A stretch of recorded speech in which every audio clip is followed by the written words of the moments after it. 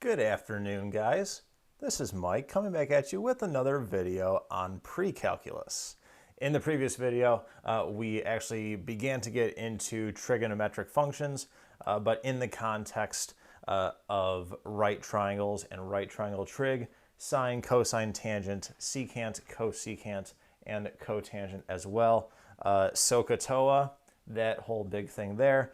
We talked about some special quote nice values, and I stress the quote nice because they're not actually that nice, but some special and important values of trig functions at certain angles, and then we talked about cofunctions, some identities, and then we talked about some real life applications of trig and how we can use trig to solve some real world questions. In this video, we are going to continue to expand the context in which we look at these trig functions. So let's get right into it.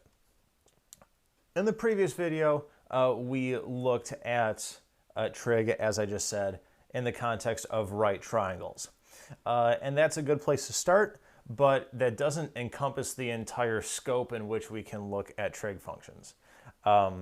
When we solve those problems with a right triangle, all of our values of our trig functions were always positive. Well, values of trig functions can be negative as well, so that's just one piece of evidence to support that we need to look at trig functions in a larger scope or through some other kind of lens.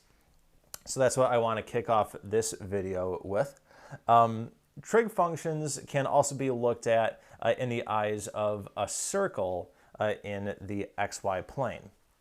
So let theta be an angle that's in standard position, as it will always be, and let a point P, an ordered pair x comma y, be a point that lies on the terminal side of this angle theta. If r, which is the square root of x squared plus y squared, if r is the distance of the point P from the origin, then we have the values of our six trig functions. Sine of theta is y over r, cosine of theta is x over r, tan of theta is y over x, cosecant theta is r over y, provided y is not 0, because we can't divide by 0. That breaks the internet, things blow up. Not really what we want. Secant theta is r over x, provided x is not 0. And then we have cotangent of theta, where that is x over y, provided y is not equal to 0. So if you know a point that lies on the terminal side of your angle, then you can calculate the distance that that point is from the origin. That distance is your r value. You take your x and your y coordinates of the point along with your radius, and you simply substitute them into these six formulas here, and you come up with the values of your six trig functions. So let's do a couple problems like those. So first one up, the ordered pair 3, 8 lies on the terminal side of a given angle theta. Write the values of the six trig functions of theta. So first thing we have to do is we have to find the radius of the circle that this point would lie on. So I need to find r, square root of x squared plus y squared. X is 3, y is 8. So you get the square root of 9 plus 64, and that's equal to the square root of 73. So that is my r value. That's what I want to use in these formulas right here at the bottom. So we're just going to take our x coordinate, our y coordinate, and then our radius, and substitute them into these things right here. So therefore, or for short, the 3 dots in the shape of a triangle, because mathematicians are lazy. Sine of theta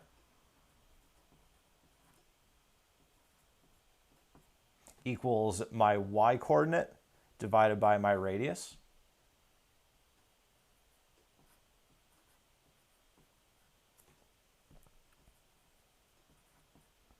Cosine of theta is my x-coordinate divided by my radius.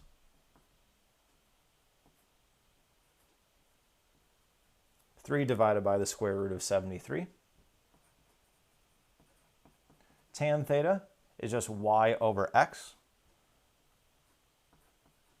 So 8/3. And now, as we learned from our previous video, we can nicely get cosecant, secant, and cotangent. To get cosecant, take sine and flip it.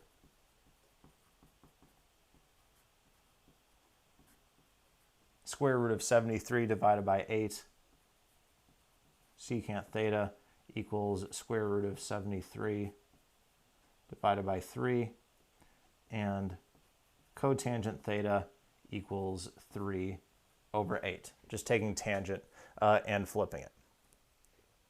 So what we're doing in these problems is very, very similar, almost the same quantity and same difficulty of work that we did in our previous video, where we had to find that missing side of our right triangle and then substitute our values in. So another one here, the point -5, -2 lies on the terminal side of an angle theta. Write the values of the 6 trig functions of theta. Again, we need our radius, our r value.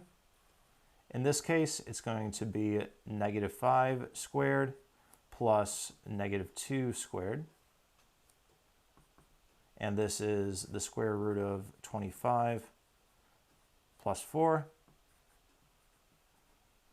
which is the square root of 29.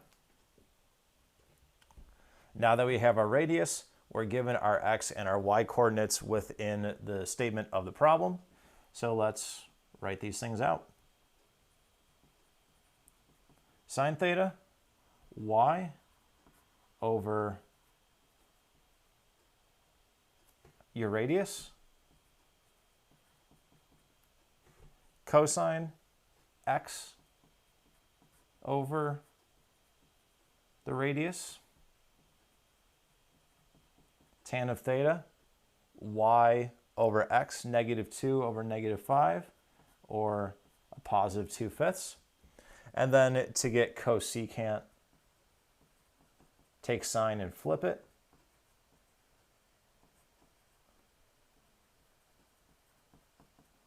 To get secant theta, take cosine and flip it. And then to get cotangent, take tangent and flip it. So we get 5/2. But you can see here, we're now getting some negative values for these trig functions, which is very, very realistic. That is very, very possible. So we do want to include this view of the trig functions, looking at it in terms of a point that lies on the terminal side of a given angle theta. Now, sometimes these formulas can get a little bit confusing just when you mix it in with all of the other stuff. So how do you think of these trig functions in terms of what they're sort of related to on the xy plane? Mainly it comes down to thinking of sine theta and cosine theta.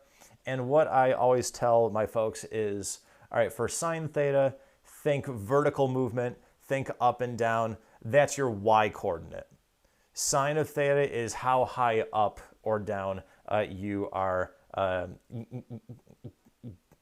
going. Cosine theta is side to side, left to right, horizontal movement. So think your x-coordinate. How far left or how far right are you going with your point? So that's just the little trick that I offer you to help keep sine and cosine straight. Sine, think vertical movement up and down, think of your y coordinate there. For cosine, think side to side, horizontal movement, think of your x coordinate.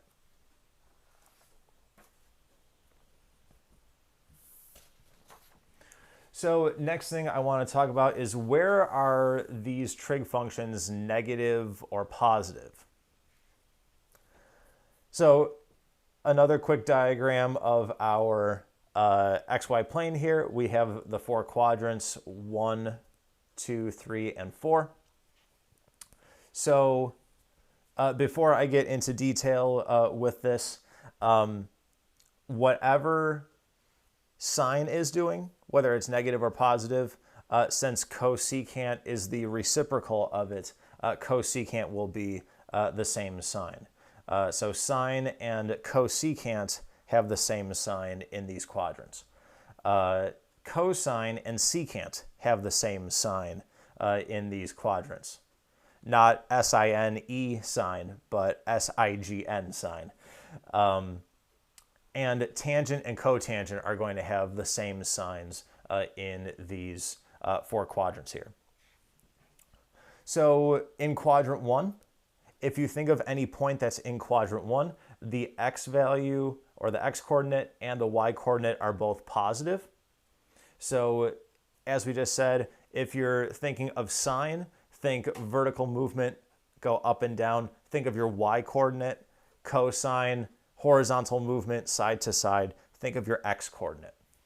So since x's and y's are both positive in here, then sine and cosine are both going to be positive. And since tangent is sine over cosine, and we're taking the quotient of a number that's positive and a positive divided by a positive gives us a positive. So tan theta is going to be positive in quadrant 1 as well. In quadrant 2, we have x coordinates that are negative because we're to the left of the y-axis, and then y coordinates that are positive. So x's are negative, y is positive.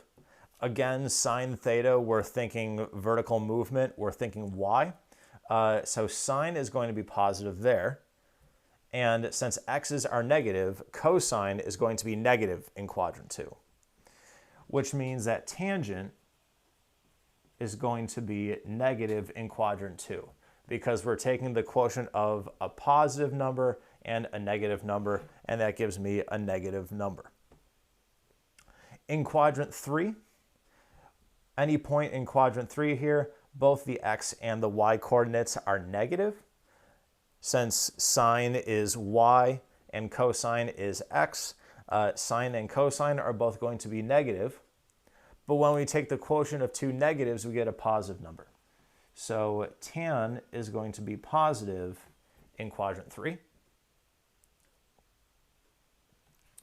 And in quadrant 4 here, any point in here has a negative y coordinate and a positive x coordinate. So since we're thinking of x for cosine, cosine is positive, but sine is vertical movement up and down, so sine is going to be negative. And again, the quotient of a negative number and a positive number is a negative number. So tan of theta is going to be less than 0. So I wanted to go through that fairly quickly here, but it's very, very important, especially for the next topic that we are coming up to. And this next topic is very, very important. We're going to use this idea to help us find values of trig functions at seemingly nastier angles, but in the grand scheme of things, they're still fairly friendly. So up until this point,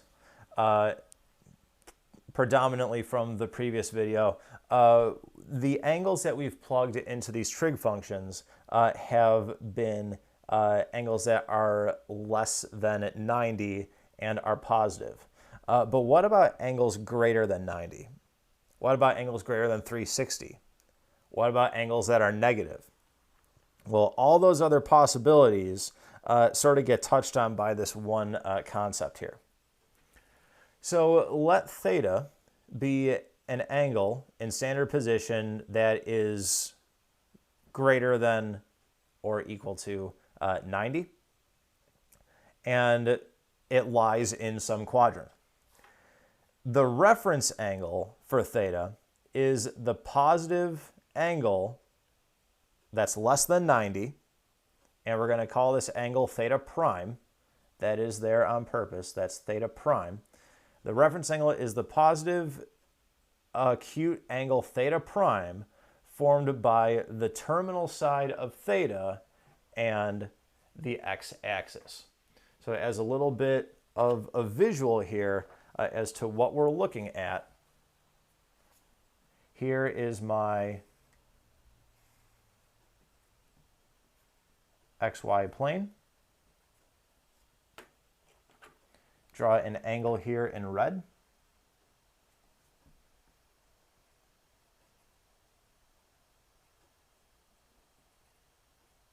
So here's my given angle theta.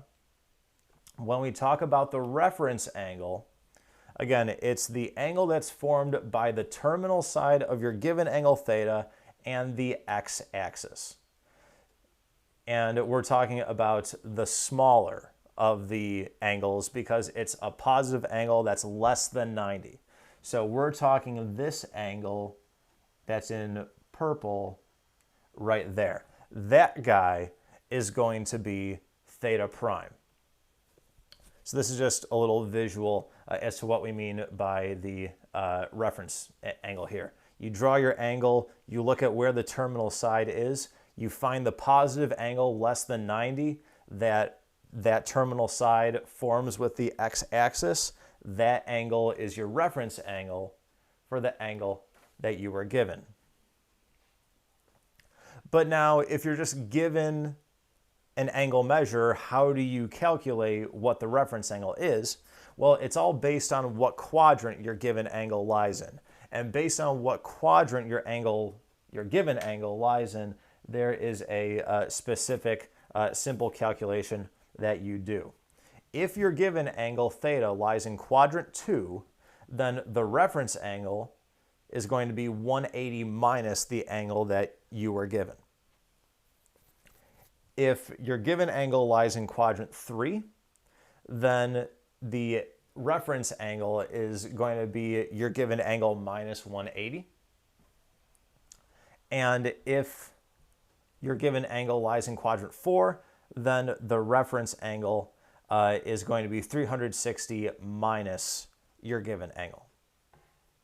So again, if your given angle lies in quadrant 2, 180 minus what's given. If your angle lies in quadrant 3, what you're given minus 180. If your given angle lies in quadrant 4, 360 minus what you were given.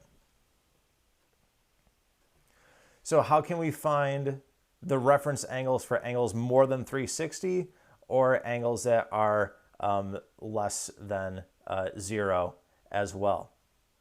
First thing you're going to do is you're going to find a positive angle that is less than 360 and is coterminal with the angle that you were given. Once you do that, if you want to draw this positive angle out, you can go ahead and do that, and then you can use your drawing to find the reference angle.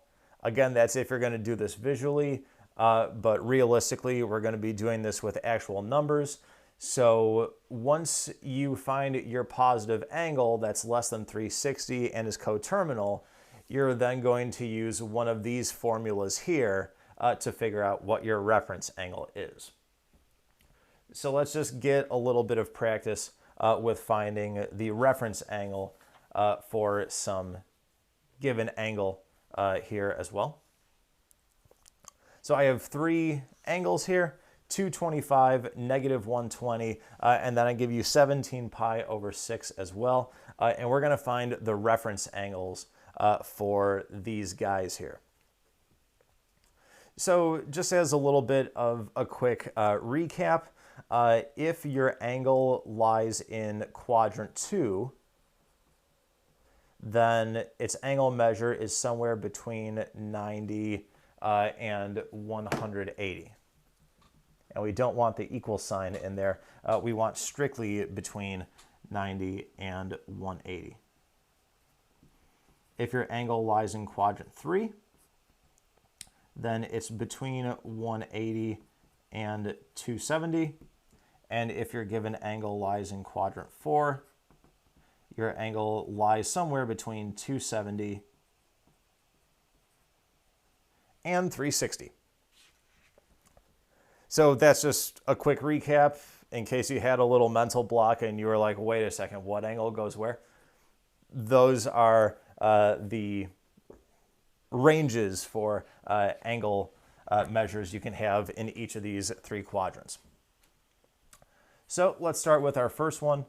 Theta here equals 225. Well, 225 lies between 180 and 270. So this angle lies in quadrant 3.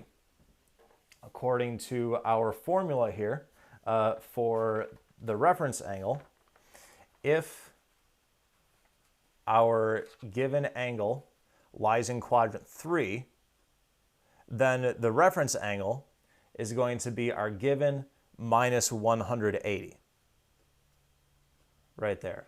If in quadrant 3, reference angle is what's given minus 180. So theta prime is going to be 225 minus 180, and that is 45 degrees. So there is that guy right there. Moving on to our next one, theta equals minus 120. This is an example where we have an angle that's negative, so we need to find an angle that is positive, less than 360, and is coterminal to this guy. The way I'm going to do that is by adding 360 onto this. And when you do that, you're really working with the angle positive 240. Now, we again go back to our 3 cases. This is also an angle that lies in quadrant 3. So again, it's going to be our given angle now of 240 minus 180. And that gives us 60. And then last one, theta is 17 pi divided by 6. And this is just one of those cases where, you know what, convert it into degrees, make it easier on ourselves so we don't make it any more complicated than what we have to. Because what we're going to use these things for can be complicated enough as it is. If you multiply this thing by 180 over pi, you are going to come up with, in the end, 510 degrees.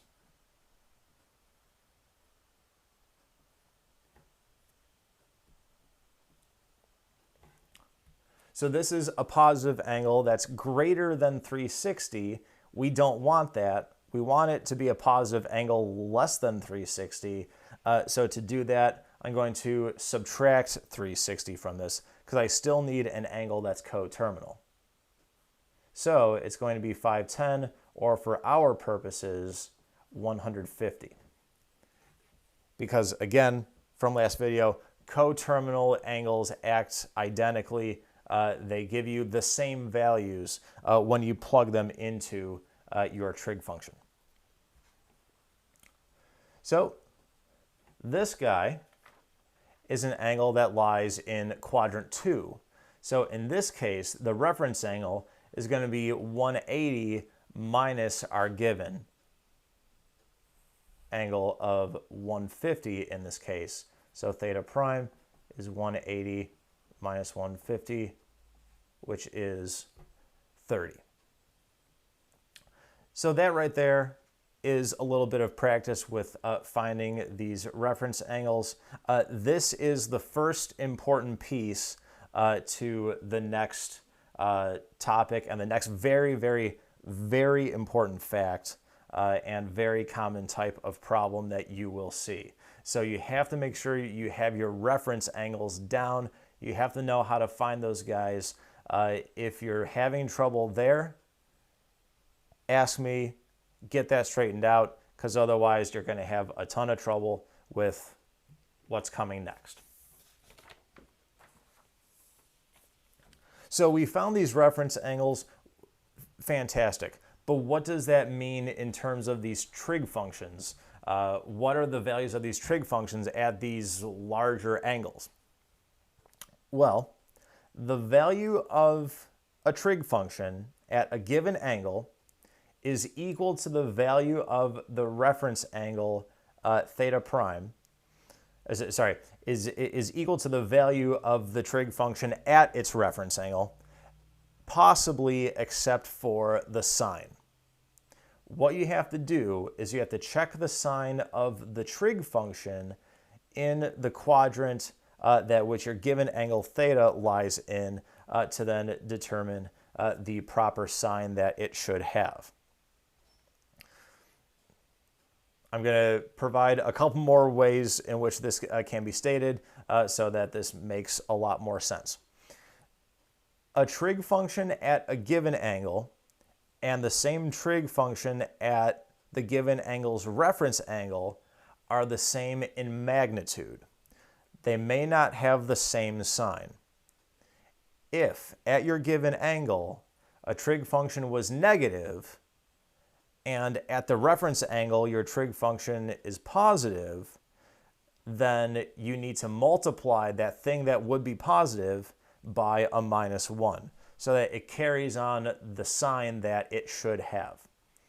Now we're going to do several sample problems here so we can get ourselves very, very comfortable with doing these kinds of things. But before we do that, I did create a table of values of these three basic trig functions, sine, cosine, and tangent, for some nice angles.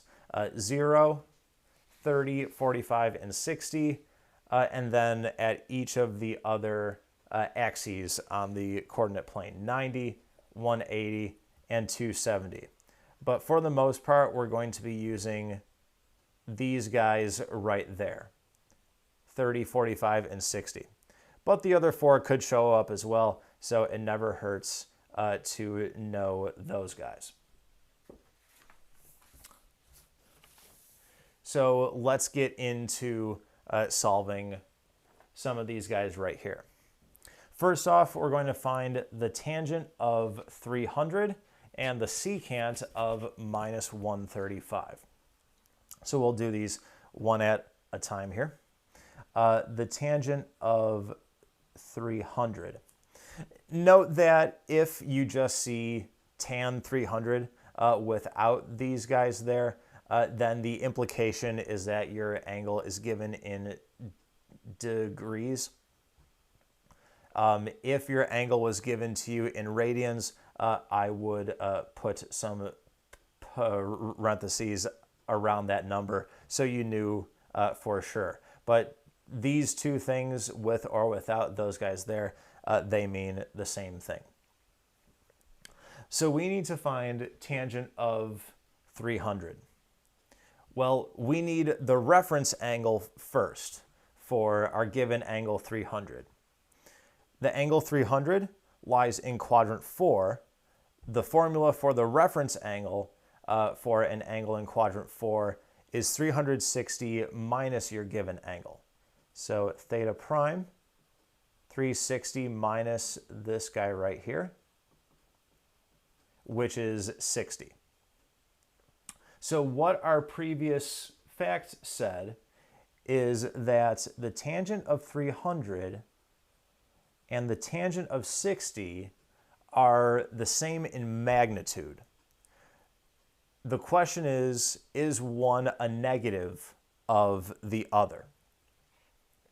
So now here's what I have to do to figure out whether or not I need to multiply by a -1 here or not.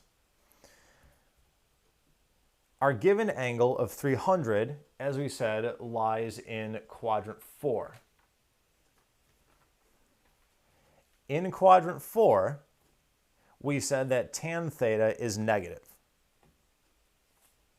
Well, our reference angle, 60, lies in quadrant 1, where tan is positive. So, since these things are not going to be the same sign on their own, I need to multiply the tan 60 by a -1, or just throw the minus sign in front there. Because the angle we actually want to find this thing at, our trig function, is negative, but here we have the positive of it. That's why we need to multiply by that -1. So we can now look up the tangent of 60. If you recall from the previous video, or if you look on our table of values here, we know that tan of theta, 60, is the square root of 3. So this thing is equal to minus the square root of 3. And that is the first one here. This is the first guy that we wanted to solve. Let's kick it up a notch or so. The secant of minus 135. There's a couple things we're going to be doing here. First of all, let's take care of our angle. We have an angle that's negative, so we need to turn this into a positive angle that's less than 360. I am going to add 360 onto it, and when I do that, I get a positive 225. Now, just as a quick side note here, when I say negative 135 is equal to 225, I mean these angles act identically when plugged into our trig function. That's what I mean. Now that we have a positive angle that is less than 360, I can now easily find my reference angle for this guy. This angle lies in quadrant 3. Again, the reference angle, theta prime, is going to be my given angle here of 225 minus 180, and that gives me a positive 45. So, I'm saying the secant of negative 135 and the secant of 45 are the same magnitude. Question is, do I need to multiply by a -1 or not? Well, first of all, let's clarify. We know that secant is 1 over cosine. So I can rewrite this as 1 over the cosine of 45. Again, the question is, do I still need to multiply by that -1 or not? But the angle negative 135, or 225, because they are the same angle for our purposes here, lies in quadrant 3, where, if you go back, cosine is negative. The angle 45 lies in quadrant 1, where cosine is positive. Again, those two things are not the same sign. One is negative, one's positive. So I do need to multiply by a -1 there so that I get the proper sign on this thing here. Now, the cosine of 45, if you go back to our table here, 45, cosine is radical 2 over 2. So I have -1 divided by radical 2 over 2. And this is the same thing as minus the square root of 2. So that's how we solve that guy there. That one had a couple little more twists involved with it. We threw in one of the newer trig functions, if you will, and then we had a negative angle in there as well. let's go on to the next two, the sine of 420 and the cotangent of 210. Well, here, sine of 420, this is a positive angle, true, but it's greater than 360, so I need to subtract 360 to make this a positive angle that's less than 360. So 420 minus 360 equals 60. So the sine of 420 is equal to the sine of 60. And since this is an angle that is positive and less than 90, we don't need to worry about finding its reference angle because the reference angle is the angle all on its own. So I just have to look back at my chart and look at what the sine of 60 is, and that is radical 3 divided by 2. So that one, not so bad. The cotangent of 210. Okay, it's a positive angle. It's less than 360. Great. So we can easily find its reference angle. I'll let you verify on your own that the reference angle for this guy is going to be 30. Subtract 180 from it. So these things are going to have the same magnitude, but are they going to have the same sine? Well, the angle 210 lies in quadrant 3. In quadrant 3, tangent, and thus cotangent, is positive. The angle 30 lies in quadrant 1, where tangent, and thus cotangent, is positive as well. So each of these quantities are both positive. Since these things have the same sign, you do not multiply by the minus 1 in front. When these trig functions would have the same sign, you do not multiply by minus 1. When these things would not have the same sign, then you do multiply by a negative 1 here. But since they're the same, we don't multiply. Cotangent of 30 is 1 over the tangent of 30.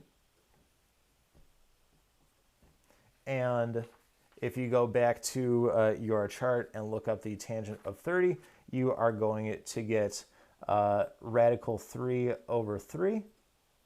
But we had 1 over that. So this is equal to the square root of 3. So there's our second two problems there. So I'm going to challenge you guys, try these guys on your own. Try to figure out the cosine of minus 45 and the cosecant of 150. Once you think you have the answer, press play and see if your answer is right. Okay, so let's see if you came up with the correct answer. For the cosine of minus 45, this is a negative angle. We need a positive angle that's less than 360 and is coterminal to it. So I'm going to add 360, and that gives me 315. So the cosine of minus 45, not Rick and Morty, the cosine of minus 45 equals the cosine of 315. The angle that is the reference angle for 315 is going to be positive 45. So cosine of 315 and cosine of 45 have the same magnitude, but do they have the same sign?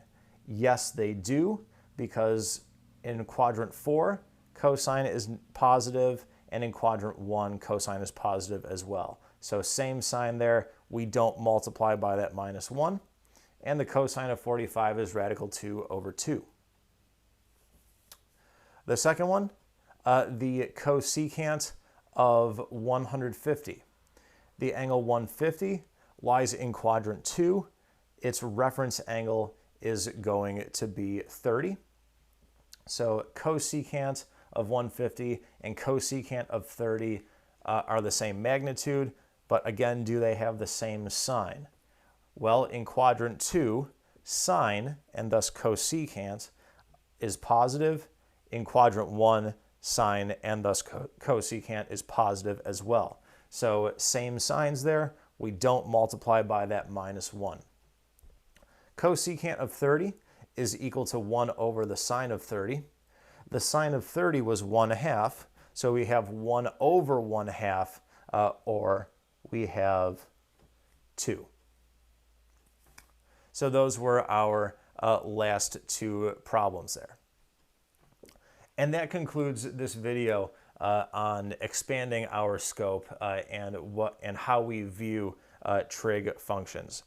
We look at them now in terms of a point that lies on the terminal side of an angle. We talked about reference angles, how we find reference angles, and how the values of trig functions at a given angle relate to the values of trig functions at its reference angle. Guys, if you have any questions or comments, please be sure to reach out to me. Send me emails, send me texts, send me postcards. Take a speedboat over here, whatever you have to do. Otherwise, until the next video, take it easy.